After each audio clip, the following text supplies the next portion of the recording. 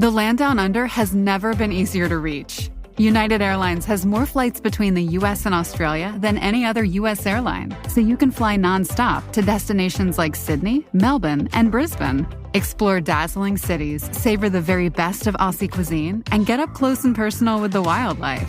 Who doesn't want to hold a koala? Go to united.com/Australia to book your adventure. This is Optimal Finance Daily. Prioritize Your Budget for Success by Mike Ballew of eggstack.com. And I'm your host and personal finance enthusiast, Diana Merriam. Now let's get right to it and continue optimizing your life. Prioritize Your Budget for Success by Mike Ballew of eggstack.com. Whether consciously or not, we set priorities based on our values. Someone who values family over achievement will assign a low priority to working late. Similarly, our spending habits reflect our values regarding personal finance.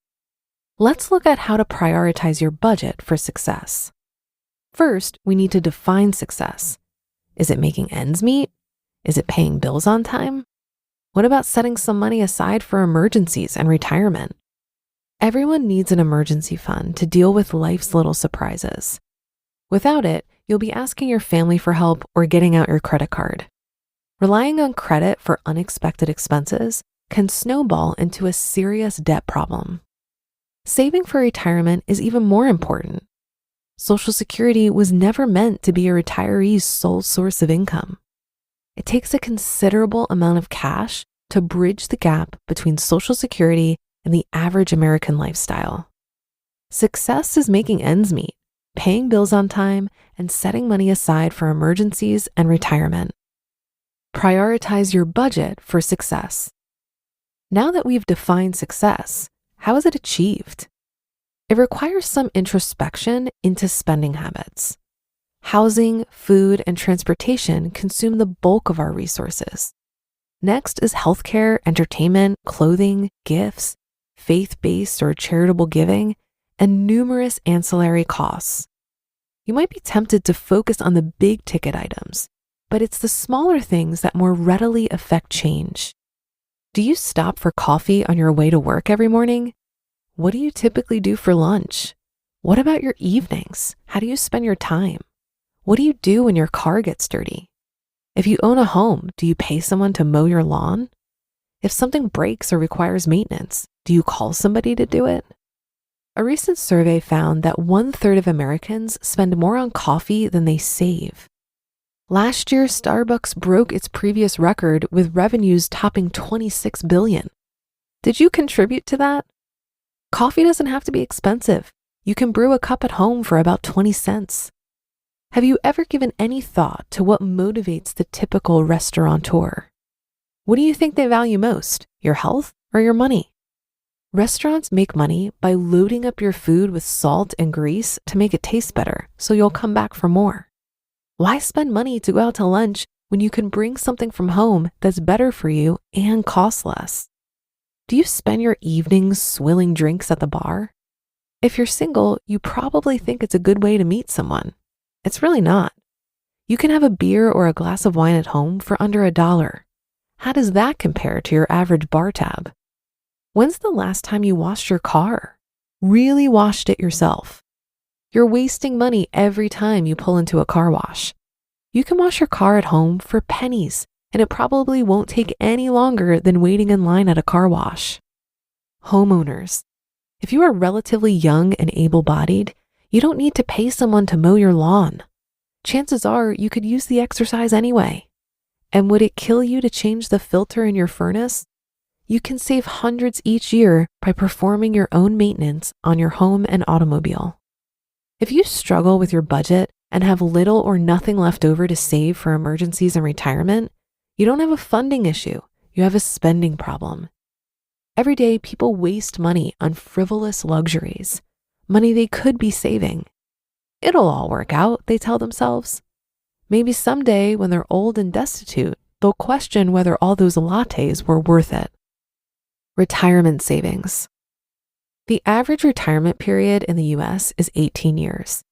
The average American earns 80 grand per year and has $130,000 in their 401k account. That's not enough to last 18 years. If you want to get in the ballpark, the math isn't difficult. The average Social Security retirement benefit is $1,550 per month, or $18,600 per year. $80,000 minus $18,600 is $61,400 per year needed to supplement Social Security. 18 years times $61,400 is over $1 million. Do you have that kind of money in your retirement account? Have you ever run a projection to see how much you really need in retirement? Not one of those free online calculators asking for your age and income and savings. Those use outdated rules of thumb that don't consider any of your specific circumstances. You need to sit down with a financial advisor or use sophisticated computer software that can evaluate every aspect of your situation. When you consider the rising cost of healthcare and housing and taxes, you might be surprised to see how much you really need. You just listened to the post titled, Prioritize Your Budget for Success by Mike Ballew of eggstack.com, and I'll be right back with my commentary. While I agree that introspection on spending habits is important for reaching financial goals, I find that there's more benefit to optimizing one's largest expenses, like housing and transportation. Focusing solely on cutting small discretionary expenses, commonly known as the latte factor, is simply less impactful than addressing larger fixed expenses. I can see some benefit in starting small to gain some momentum and motivation for the big stuff, because downsizing your housing, moving to a lower cost of living area, or switching to a cheaper car are lifestyle changes that take a lot more effort. However, one big change, one time, can have a lasting impact on your budget that you don't have to revisit constantly, like with discretionary spending. Focusing on larger expenses is not just about immediate savings this month. These are typically your fixed expenses month to month. So for example, when I moved from New York City to Cincinnati, my rent went from $1,800 to a $600 per month mortgage. This is a decision I made one time 7 years ago, and I continue to enjoy the cost savings with no additional effort. But that should do it for today. Have a happy rest of your day, and I'll see you on the Thursday show tomorrow, where your optimal life awaits.